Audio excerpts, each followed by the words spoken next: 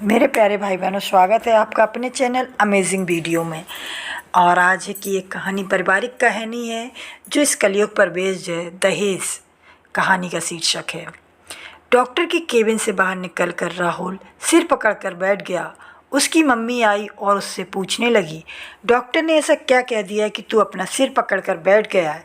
राहुल बोला, mummy, Alka doctor बन गई है।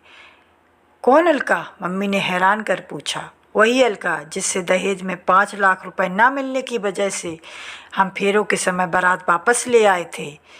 और और और फिर तो मम्मी बोली, उसने ही तो मना किया था शादी से। तो राहुल ने कहा, और वह क्या करती? ताऊ जी और पापा ने उस समय उसके पापा को इतना जलील किया था कि उसने शादी करने से मना कर दिया। राहुल बोला, पर बेटा तू इतनी परेशान क्यों हो गई? मम्मी ने कहा, मम्मी, मैंने तो बस यही कहा था कि डॉक्टर, हमें तो अलका की हाय खा गई है। शादी को 12-13 साल हो गए हैं, पर औलाद का मुंह देखने को तरस गए हैं। हर बार किसी न किसी वजह से पेट गिर जाता है। इस बार कुछ खुश थे कि हम औलाद का मुंह देख लेंगे, पर यह समस्या आ गई। मम्मी, अलका रिपोर्ट देखते देखते बोली, जिस लड़की की बारात फेरों के समय वापस लौट जाए वह कभी दुआ तो नहीं देगी। फिर उसने सिर उठाकर मेरी तरफ देखा। उसकी शक्ल देखकर मेरी बोलती बंद हो गई। आगे और कोई बात होती तभी नर्स ने आकर तैयारियां शुरू कर दी। अलका उठकर चलने लगी, फिर मेरी पीठ को सहलाते हुए बोली, डरो मत, मैं डॉक्टर पहले, अलका बाद में हूँ।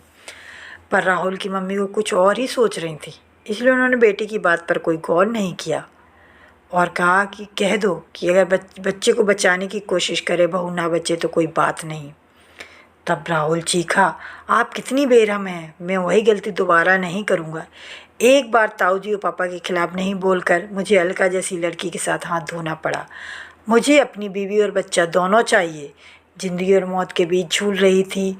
वह उस शख्स की बीवी थी जो अलका के साथ होने वाले फेरों पर अपनी बारात वापस ले गया था। डॉक्टर अलका के सामने उस दिन का एक सीन घूम गया जिसने जिसने उनकी ज़िंदगी बदल दी थी। राहुल और अलका मंडप के नीचे बैठे हुए थे, तभी राहुल के पापा ने आवाज़ गूंजी, रुक जाओ। फिर भी अलका के पापा से बोले, 5 लाख रुपए का इंतज़ाम करो और अब फेरे तभी होंगे जब आप 5 लाख रुपए का इंतज़ाम कर लोगे। अलका को फिर बहुत गुस्सा और उसने सोच लिया कि अब मैं कुछ करके दिखाऊंगी। फिर अलका ने बहुत मेहनत की और उसका एक ही मकसद था, कुछ करके दिखाना है, और उसकी मेहनत रंग लाई। उसका पीएमटी में चयन हो गया। अलका की बुआ जो थी वो आर्थिक रूप से कमज़ोर थी, पर बुआ ने किसी तरह से डॉक्टरी के लिए बिहार भेज दिया। अलका को बाद में पता चला कि उसकी बुआ ने उसके दाखिले के लिए अपने कुछ जेवर बेचे थे, इसलिए उसने अपने सहपाठियों से कहा कि उसके लिए कुछ ट्यूशन बता दे जिससे वह अपनी बुआ को कुछ राहत दे सके। अलका के सहपाठी उसके काम आए। उन्हीं में डॉक्टर विश्वास भी थे। उन्होंने कुछ ट्यूशन बता दिए। बस यहीं से अलका और डॉक्टर विश्वास की निकटता बढ़ने लगी और उस हद तक पहुंच गई कि जहां दोनों एक दूसरे के बिना नहीं रह पा रहे थे। 3 साल बाद अलका एक नर्सिंग होम की मालकिन थी। अब अलका इतनी बड़ी काबिल डॉक्टर हो गई थी कि बिगड़े केस सबको भी ठीक कर देती थी। कविता का केस भी तभी अलका के पास आया था जब दूसरे डॉक्टरों ने हाथ खड़े कर दिए थे। डॉक्टर अलका ने यह सब और मुश्किल केस था, क्योंकि अगर वह अपने काम में नाकाम होती है तो लोग यही कहेंगे कि अलका ने अपना बदला ले लिया और उसका करियर भी चौपट हो जाएगा, जबकि उसको पता था कि उसके सामने लेटी औरत का कोई कसूर नहीं है। अलका को बार बार पसीना आ रहा था। उसकी ऐसी हालत देखकर नर्स बोली, डॉक्टर क्या हुआ? आप अपने आप को संभालो। अलका बोली, डॉक्टर विश्वास को फ़ोन लगाओ। और उसको हिम्मत मिली। अब उसके लिए कविता एक आम मरीज थी। 2 घंटे बाद जब बच्चे की रोने की आवाज़ गूंजी तब सब खुशी से उछल पड़े। बाकी काम अपने सहायकों पर छोड़कर डॉक्टर विश्वास के साथ बाहर निकल आई। 3 महीने बीत गए। अलका अस्पताल जाने की तैयारी कर रही थी, तभी एक आवाज़ ने उसे चौंकाया। उसने आवाज़ की तरफ देखा और बोली, अरे कविता जी, आप अपने बच्चे को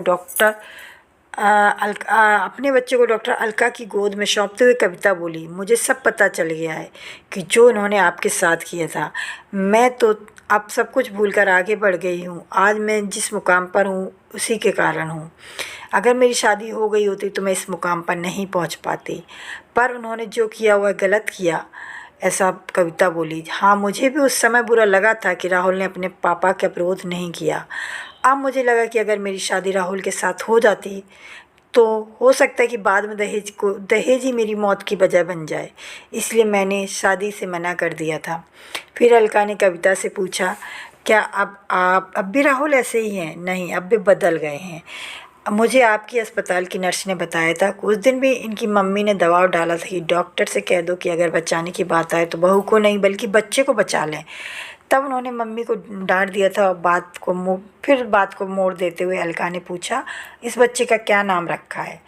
तो आपके नाम पर ही रखा है। डॉक्टर विश्वास बोले, अरे विश्वास मत रखना वरना मेरी तरह कुंवारा ही रह जाएगा। देखो कैसे ताना मार रहे हैं। अलका बोली, आज से पहले कभी इन्होंने प्रपोज़ नहीं किया और आज प्रपोज़ किया तो भी ताना मार रहे हैं। अब मुझे क्या सपना आया था कि आप केवल दोस्ती नहीं और कुछ भी है?